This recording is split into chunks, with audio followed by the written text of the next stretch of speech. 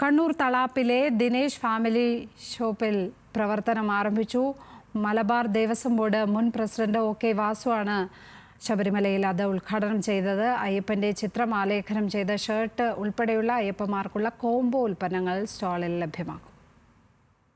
അയ്യപ്പ ഭക്തർക്ക് അണിയാനുള്ള കറുത്ത മുണ്ടും തോർത്തും മാത്രമല്ല, അയ്യപ്പന്റെ ചിത്രം ആലേഖനം ചെയ്ത കറുത്ത ഷർട്ട്, ഇരുമുടി സഞ്ചി, തോൾ സഞ്ചി, ബെഡ്ഷീറ്റ് തുടങ്ങിയവയ്ക്കൊപ്പം കെട്ടുനിറക്കുള്ള പൂജാവസ്തുക്കൾ കൂടി ഉൾപ്പെടുന്നതാണ് ദിനേശിന്റെ അയ്യപ്പന്മാർക്കുള്ള കോംബോ.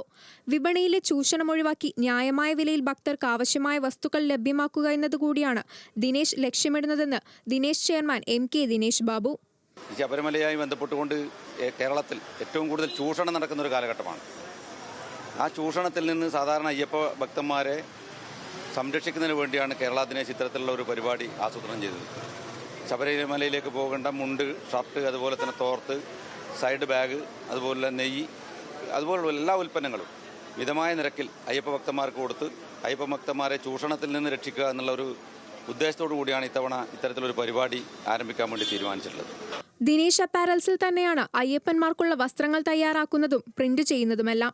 സംസ്ഥാനത്താകെ വിവിധയിടങ്ങളിൽ അയ്യപ്പ ഭക്തർക്ക് ദിനേശ് ഉൽപ്പന്നങ്ങൾ ലഭ്യമാക്കാനുള്ള ഒരുക്കത്തിലാണ് കേരള ദിനേശ്. ഉദ്ഘാടന പരിപാടിയിൽ അഖില ഭാരത അയ്യപ്പ സേവാ സംഘം ദേശീയ സെക്രട്ടറി കൊയ്യം ജനാർദ്ദനൻ, ദിനേശ് സെക്രട്ടറി കിഷോർ കുമാർ തുടങ്ങിയവർ സംസാരിച്ചു. ന്യൂസ് മലയാളം, കണ്ണൂർ.